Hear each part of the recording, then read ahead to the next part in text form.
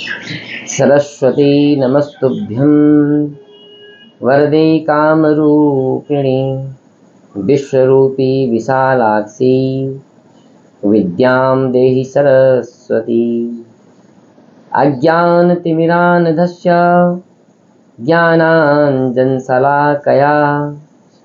चक्षुरुन्मीलितं येन तस्मै श्रीगुरवे नमः।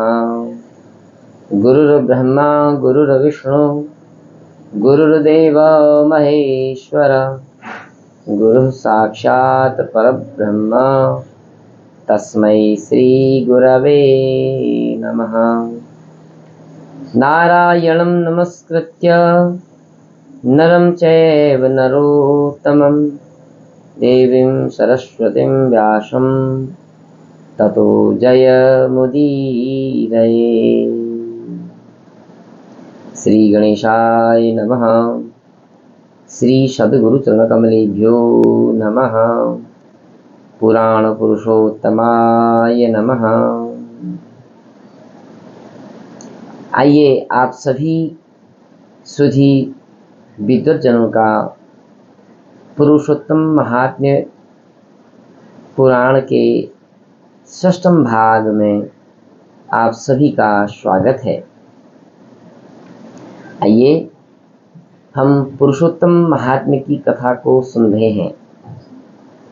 इससे पूर्व आप सभी ने इन 5 भागों में भगवान पुरुषोत्तम महात्म्य के वर्णन को सुना। आगे की कथा को हम अब आपसे कहते हैं। आपने 5वें भाग में राजा दृढ़धनुमा की पूर्व जन्म की कथा को आपने श्रवण किया, जिसमें राजा दृढ़धनुमा को वाल्मीकि मुनि आकर के उनके बारे में बताते हैं और उनके पूर्व जन्म में किए हुए तप के बारे में बता रहे हैं। और सुदेव शर्मा नामक ब्राह्मण वह पूर्व जन्म में थे और भगवान के अनन्य भक्त थे। अनन्य भक्त होने के साथ साथ में उनकी सुंदर गौतमी नाम की उनकी पत्नी है और वह पतिव्रता नारी अपने पति के साथ मिलकर के भगवान की भक्ति को करती है, जिसमें भगवान की भक्ति को करके भगवान को पाकर भगवान के वाहन गरुड़ जी से पुत्र का आशीर्वाद उन्होंने प्राप्त किया और पुत्र के आशीर्वाद को पाकर अत्यंत प्रसन्न रहे। और वह जो पुत्र है वह अनन्य भगवान का भक्त है और गुरुकुल आश्रम में पढ़ करके वह सुखदेव नाम का वह जो पुत्र है वो जो अपने पिता के घर में आता है। तो एक दिन देवल मुनि वहाँ आते हैं और देवल मुनि सुदेव ब्राह्मण को उस पुत्र के बारे में बताते हैं और बताते हुए उन्हें ज्ञात होता है कि यह जो बालक है यह अल्प आयु है और उसकी आयु की गणना करके सुदेव ब्राह्मण को बताते हैं कि हे ब्राह्मण देवता, तुम्हारे पास अत्यंत विद्वान पुत्र तो है, भगवान के अनेक प्रकार के गुणों से यह विभूषित है, परंतु क्या करें, यह अल्पायु होने के कारण से जल्दी ही मृत्यु को प्राप्त हो जाएगा। एक तालाब में जाकर के यह जल में डूबकर मृत्यु को प्राप्त हो जाएगा। जैसे ऐसे ही वह सुदेव नामक ब्राह्मण अपने पुत्र के बारे में जानता है तो अत्यंत दुखी हो जाता है। दुखी होकर के वह रोने लगता है। मैंने भगवान की भक्ति करके भगवान की तपस्या करके उनको प्रसन्न कर उनके वाहन श्री गरुड़ जी के आशीर्वाद से इस पुत्र को प्राप्त किया और उन्होंने यह भी मुझसे कहा था कि इससे होने वाले दुख को तुम्हें सहना पड़ेगा, परंतु मैं उस वक्त पुत्र के मोह में आकर के समझ न पाया और ऐसे त्रिकालज्ञ मुनि से अपने पुत्र के बारे में जान करके अब मुझे अत्यंत दुख हो रहा है, ऐसा वह सोच करके रोने लगा। और सुदेव ब्राह्मण की पत्नी जो गौतमी है, वह अपने पति से कहती है कि हे ब्राह्मण देवता, हे स्वामी, तुम इतना शोक क्यों करते हो? यह तो मैं सब आपको पहले बता चुकी थी कि हमारे भाग्य में यह सुख विधाता ने लिखा ही नहीं है। अब हमने जिद करके अपने एक पुत्र को प्राप्त कर ही लिया, तो फिर अब हमारे साथ उसका संबंध कुछ ही समय के लिए है, तो अब इसमें हमको इस प्रकार दुखी होकर के क्यों रहना है? जो विधाता ने हमें दिया है वह होना ही है। जो संसार में आता है उसकी मृत्यु निश्चित है, और जो मरता है उसका जन्म भी निश्चित है। तो इस तरह से हमें शोक नहीं करना चाहिए। जैसे आप तो इतने विद्वान हैं, आप जानते हैं कि राजा बलि भी बंधन को प्राप्त हुआ था, और यदुवंश में स्वयं भगवान का प्राकट्य हुआ, तो भगवान के प्राकट्य होने के बाद भी उस वंश का नाश हो गया।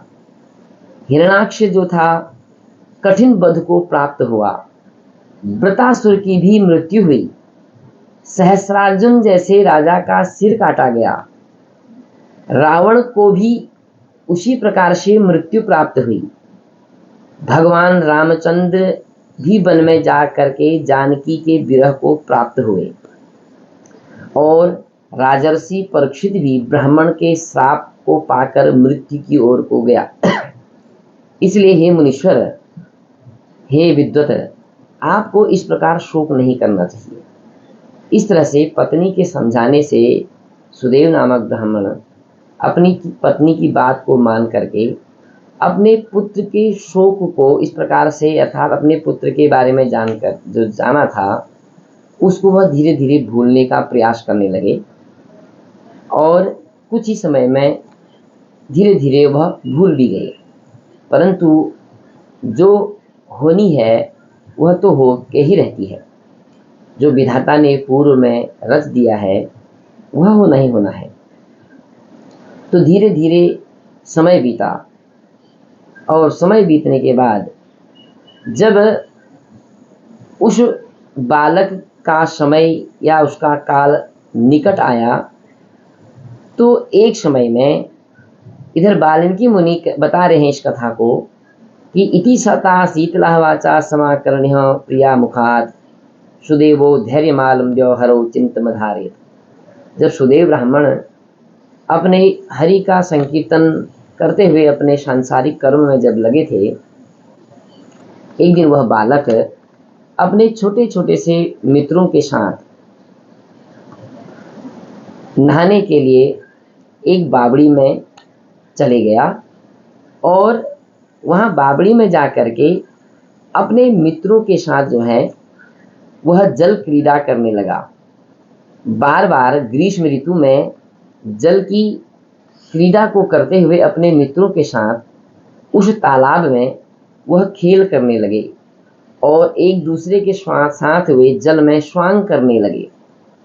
अर्थात यूं कहो कि आपस में जब छोटे छोटे से बालक होते हैं, वह जब जल क्रीड़ा करते हैं तो हाथों से एक दूसरे के ऊपर पानी गिराते हैं, और दोनों हाथों से उसको एक दूसरे को भिगाते हैं, और जल में अंदर जल के अंदर गोता लगा करके छुपने का प्रयास करते हैं। इस तरह से वह जो बालक थे, सभी बालक आपस में खेल करने लगे। खेलते खेलते खेलते वह जो सुखदेव बालक है, वह बालक अपने मित्रों को मैं न दिखाई दूं, इस तरह से जल में अनंत गहराई की ओर को वह जाने लगा, और जाते जाते वह इतनी गहराई में चले गया कि जहां से अब वह ऊपर आना उसके लिए कठिन हो गया। अब वह प्रयास तो कर रहा है, परंतु उस तालाब से वह बाहर नहीं आ पा रहा है, और उसी तालाब में बाहर आने के प्रयास को करते करते करते वह बालक के प्राण पखेरु हो गए। उसी जल में वह डूब गया और उसके प्राण निकल गए। और जब कुछ समय बाद जब उन जो बालक अन्य बालक वहाँ क्रीड़ा कर रहे थे, देख रहे थे, उन्होंने देखा कि उनका मित्र सुखदेव जो है जल में डूब करके वह मृत्यु को प्राप्त हो गया है, तो वह वहाँ से दौड़ते हुए उस सुखदेव की माता गौतमी के पास आए और कहा कि हे माता, तुम्हारा पुत्र जल में डूब करके वह मर गया है। हे माता, हम सब लोग उस जल में क्रीड़ा कर रहे थे, तो क्रीड़ा करते करते वह अधिक गहराई वाले स्थान में चले गया, तो वहाँ वह डूब गया, से वह उसकी मृत्यु हो गई है। इस तरह जैसे ही उन बालकों ने कहा, तो वह जो गौतमी है अपने मरे हुए पुत्र के समाचार को सुनकर के अत्यंत व्याकुल हो गई और मूर्छित होकर के वहीं पर पृथ्वी पर गिर गई। और जैसे ही कुछ समय पश्चात सुदेव वहाँ जब पहुँचे, तो उन्होंने भी अपने पुत्र के मृत्यु का समाचार सुना, तो वह भी इस तरह से पृथ्वी पर गिर गए जिस तरह से कोई पेड़ कट करके पृथ्वी पर गिर जाता है, उसी तरह गिर गए। और मूर्छित होकर के जब कुछ समय पश्चात अपनी मूर्छित अवस्था से वह जागे, तो वह विलाप करने लगे, रोने लगे और बार बार अपने परमात्मा को याद कर कहने लगे कि हे प्रभु, ऐसा कैसे हो गया? हे दीन वत्सल, हे दया के सागर, मेरे साथ ऐसा क्यों हो गया? हे ब्रह्मा, तुमने ऐसे मेरे साथ क्यों किया? बार बार वह करुण भरी आवाज में रोते हुए अपने पुत्र के शोक में वह सुदेव ब्राह्मण कहते हैं, अहो धातः किमे तावत फलम लब्धम त्वया महत लोचनम मम दीनस्य वृद्धस्या कृष्ण निर्दय। हे निर्दयी ब्रह्मा, तुमने मेरे साथ ऐसा क्यों किया? मेरे पुत्र को क्यों आपने मार दिया? सर्वत्र तुम दयालु हो, परंतु मेरे विषय में तुम इतने निर्दयी कैसे हो गए? ऐसा कैसे मेरे साथ हो गया? इस तरह से बार बार वह विलाप करने लगा और भगवान से प्रार्थना करने लगा कि हे प्रभु, आपके आशीर्वाद से मैंने पुत्र की प्राप्ति की थी। हे दीनबंधो, आज आपका आशीर्वाद कहाँ चले गया? मेरा पुत्र मुझे छोड़ करके कहाँ चले गया? अपने पुत्र को गोद में लेकर के उसका मुख चुंबन करके अपने पुत्र से कहता कि हे सुखदेव, तुम आज वेद मंत्रों को क्यों नहीं पढ़ते हो? तुम्हारा यह सुंदर मुख आज क्यों नहीं बोलता है? हे पुत्र, कुछ बोलो, कुछ अपने मित्रों के लिए कुछ सुंदर वाक्य, कोई वेद मंत्र बोलो। तुम्हारे मित्र तुम्हें वेद मंत्र सुनने के लिए तुम्हारे पास आए हैं और तुम उनको कुछ वेद मंत्रों की धुनी सुनाओ।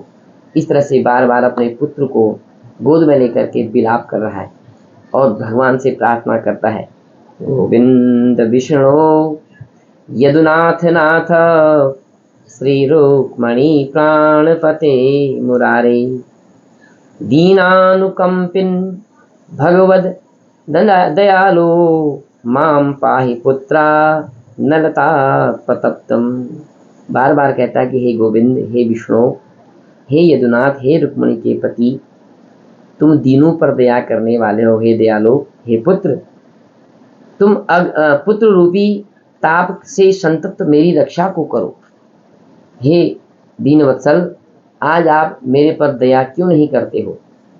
बार बार इस तरह से सुदेव ब्राह्मण भगवान की विनती को करने लगा, प्रार्थना करने लगा और बार बार भगवान को स्मरण करते हुए अपने उस मूर्छित पत्नी को भी देखता है और अपने उस मरे हुए पुत्र को अपने गोद में लेकर के बार बार रोता हुआ भगवान की प्रार्थना करता है, हे प्रभु, मुझ पर तुम दया क्यों नहीं करते हो? हे देव की पुत्र, हे कृष्णचंद्र।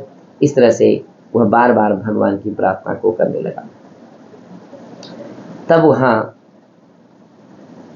नारायण ऋषि जो नारद जी को इस कथा को बता रहे हैं, कहते हैं कि हे नारद, इस तरह जब अपने पूर्व जन्म के इस कथा को जब राजा दृढ़धनुमा सुनने लगा, तो वह अत्यंत आश्चर्यचकित होकर के प्रश्न करने लगा कि हे प्रभु, हे मुनि, आपने मेरे इस पूर्व जन्म की कथा को सुनाकर मुझे धन्य कर दिया।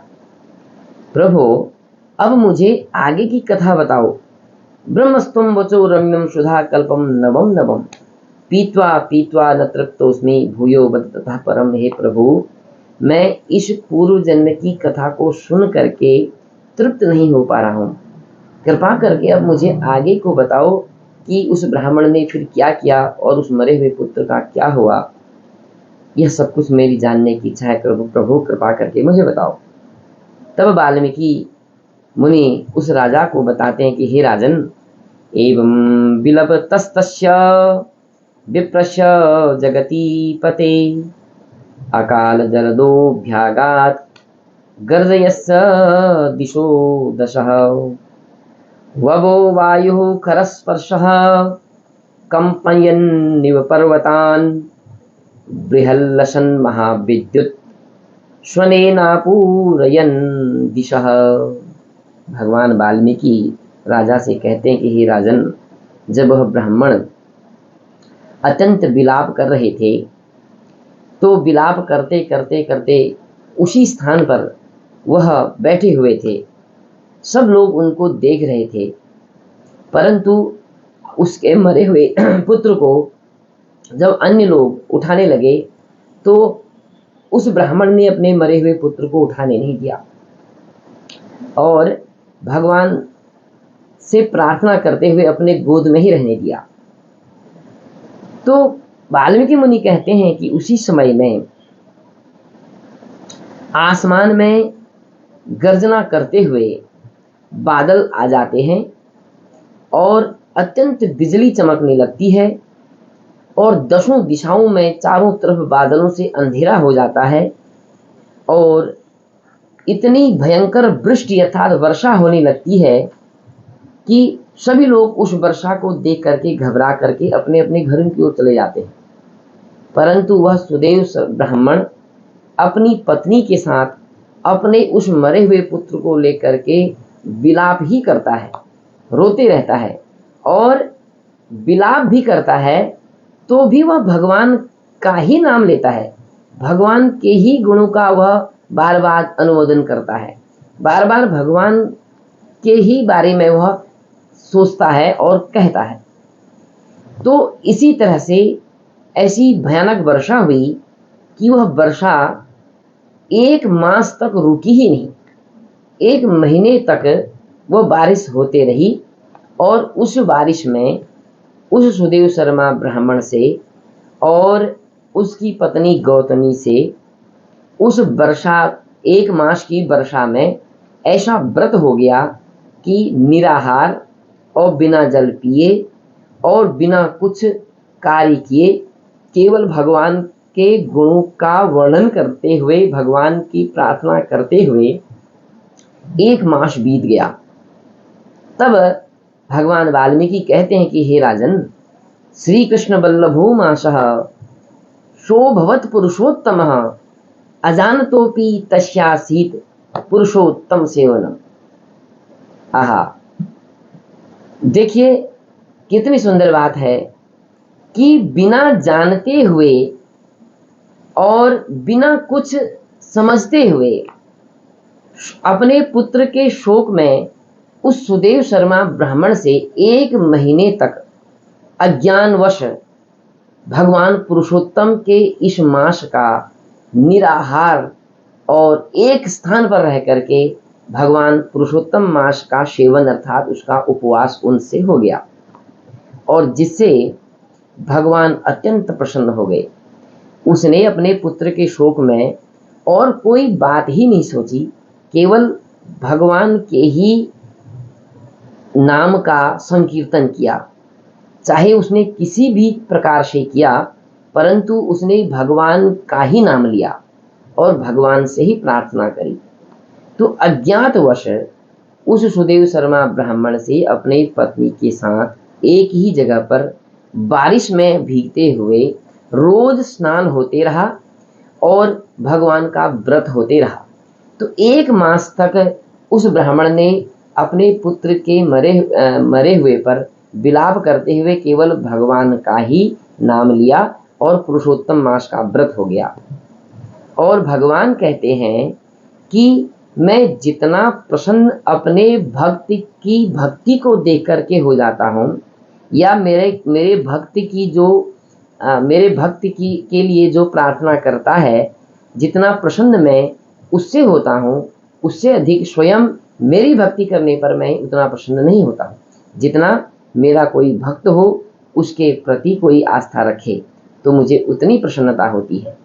तो ऐसे ही भगवान को अपने ही बनाए हुए उस पुरुषोत्तम मास की भक्ति करने पर सुदेव शर्मा से अत्यंत प्रसन्नता हुई और भगवान ने आकर के शीघ्र ही वहां पर उस ब्राह्मण को अपने दर्शन दिए और दर्शन दे करके उस ब्राह्मण से भगवान ने आकर के कहा, भो भो सुदेव धन्योसी भाग्यवान संप्रतम भवान तद्भाग्यम वर्णितुम को वा समर्थो भुवनत्रये।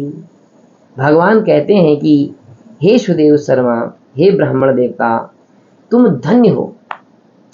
इस समय आप अत्यंत भाग्यवान हो। तुम्हारे भाग्य के वर्णन करने में त्रैलोक्य में कोई भी समर्थ नहीं है। इसलिए हे वत्स, हे तपोधन, जो तुम्हारा होने वाला है अब मैं तुमको उसके बारे में कहता हूं, तुम ध्यान पूर्वक सुनो। हे ब्राह्मण, 12,000 वर्ष की आयु वाला यह पुत्र मैं अब तुम्हें प्रदान करूंगा, क्योंकि तुमने मेरे परम भक्त पुरुषोत्तम मास का सेवन एक ही जगह पर रह करके वर्षा के जल में स्नान करके मेरा तप कर लिया। इसलिए अब मैं अपने भक्त के वश में हूं।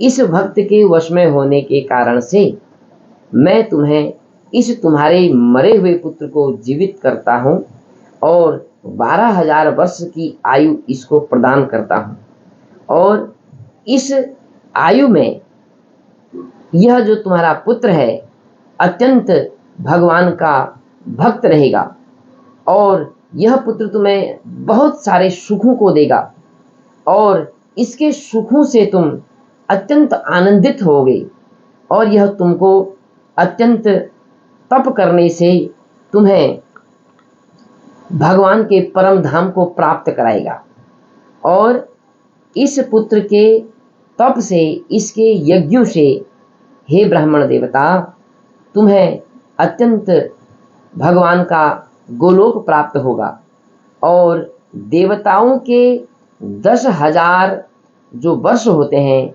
उतने वर्षों तक तुम स्वर्गलोक में स्थान प्राप्त करोगे।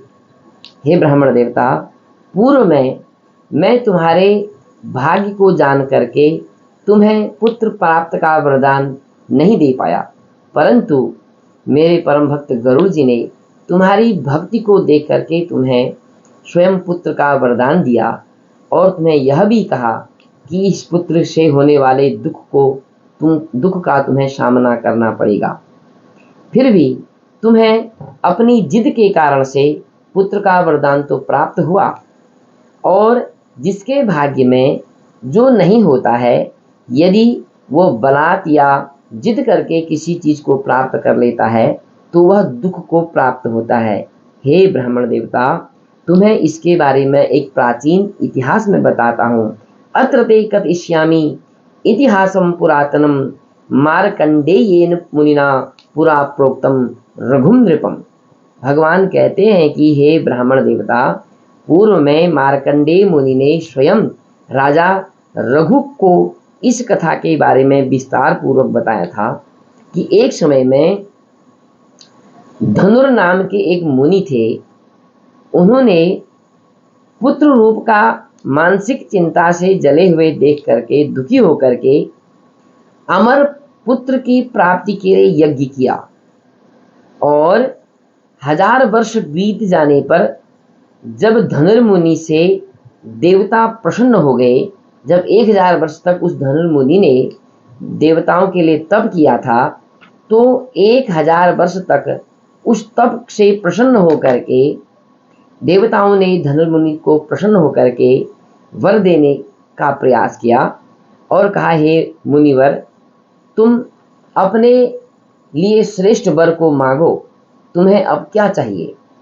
तो इस तरह से धनुर्मुनि ने कहा कि मुझे ऐसा पुत्र चाहिए जिसकी मृत्यु उसके अपने वश में हो, ऐसा मुझे पुत्र चाहिए। तो देवताओं ने उस मुनि को आशीर्वाद दे दिया आशीर्वाद पा करके उनसे यह भी कहा कि इस मृत्यु लोक में तो मनुष्य की मृत्यु निश्चित होती है। अब तुम्हें हम इसके लिए अमरता का वरदान तो नहीं दे सकते हैं, परंतु इसकी मृत्यु को निर्धारित हम अवश्य कर लेते हैं। बताओ हम इसको कितने समय तक इस मृत्यु लोक में जीवित रहने का वरदान दें। तो धनुर मुनि के मन में ऐसा कोई विचार आया नहीं। उनने सामने एक पर्वत देखा, तो उस पर्वत को देख करके यह कह दिया कि हे देवताओं, इस बालक को इतनी उम्र दे दो जितना जब तक यह पर्वत यहाँ पर खड़ा रहेगा। इस तरह से ऐसा वरदान प्राप्त कर लिया और देवताओं ने भी तथास्तु कह दिया। और जब धनर मुनि को जब फिर पुत्र प्राप्त हुआ, तो इसी तरह से उसको यह भी पता चल गया कि मृत्यु मेरे वश में है, मैं जब चाहूँगा तब मेरी मृत्यु होगी, और यह सब जान लिया। तो वह अनेक प्रकार के पापों को करने लगा फिर धीरे धीरे। तो वह जो बालक था अपनी मर्यादा के से अलग रहने लगा। तो एक दिन वह जो बालक था उसने देखा कि एक महिष नामक एक मुनि है, वे तप कर रहे हैं, वे भगवान शालिग्राम की पूजा कर रहे हैं और उनके पास शालिग्राम का पत्थर है, उसको पूजन कर रहे हैं। तो उसके मन में ऐसे ही कुछ गलत भाव उत्पन्न हुए और उस शालिग्राम शिला को पकड़ करके उस बालक ने उसको एक कुएं में डाल दिया। ऐसा कृत्य जब उस महिष नामक मुनि ने जब देखा तो उनको अत्यंत क्रोध आ गया और वे क्रोधी भी थे। तो उस क्रोध में आकर के उन्होंने श्राप दिया कि जा अभी तेरी मृत्यु हो जाए, परंतु उसकी मृत्यु नहीं हुई। जब महिष मुनि ने जाना कि इसकी मृत्यु क्यों नहीं हुई, तो उन्होंने अपने आंखों को बंद किया और उसके बारे में सब कुछ जब जाना, तो उनको पता चल गया कि एक पर्वत के जब तक वह पर्वत वहाँ पर खड़ा रहेगा तब तक इसकी आयु की गणना की गई है। तो उनको क्रोध आया और उन्होंने अपने क्रोधवश जो है अनेक महिषों को, महिष का मतलब होता है भैंसे, अनेक महिषों को उत्पन्न किया और उनसे कहा कि जाओ यह जो पर्वत है इस पर्वत को छिन्न भिन्न कर दो, इस पर्वत को इस स्थान से तोड़ करके इसको छिन्न भिन्न कर दीजिए। और जैसे ही वह महिषों ने उस पर्वत की ओर गए तो अपने माथे से उस पर्वत को उन्होंने अलग अलग टुकड़ों में उसको तोड़ दिया। और जब वह पर्वत अपने स्थान से पूरा टूट गया तो उस बालक की मृत्यु हो गई।